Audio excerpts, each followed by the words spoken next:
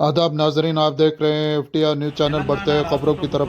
संगारेड्डी में जयराज सेक्रेटरी जिला CPM party ने संगारेड्डी कलेक्ट्रेट में DRO नागेश को एक याददाश्त पेश करने के बाद मीडिया से बातचीत करते हुए कहा कि 6 गारंटी स्कीम के तहत नौजवानों की तरक्की और 10 लाख गरीब अफराद में राशन कार्ड जारी करने का मुतालबा किया। గ్యారెంటీకి సంబంధించిన యువ వికాసాన్ని వెంటనే ఇందులో ఆప్షన్ ఇవ్వాలని చెప్పేసి CPM పార్టీ తరఫున కోరుతాము. దాంతోపాటు ఈ 6 గ్యారెంటీలకు ప్రధానంగా రేషన్ కార్డు ఈరోజు జత చేయాలి. రేషన్ కార్డే ప్రాథమిక ఆధారంగా ఉన్నది కాబట్టి రేషన్ కార్డు లేని పేదలు ఈరోజు తెలంగాణ రాష్ట్ర వ్యాప్తంగా చూస్తే దాదాపు 10 లక్షల మంది వరకు పేదలు ఉన్నారు.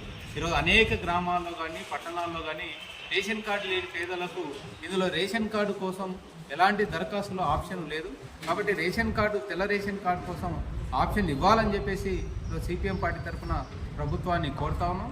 దీంతో పాటుగా ఈరోజు ఓల్డ్ ఏజ్ పెన్షన్ ఏదైతే ఉన్నదో దానికి సంబంధించిన గైడ్ లైన్స్ కూడా క్లారిటీగా లేదు.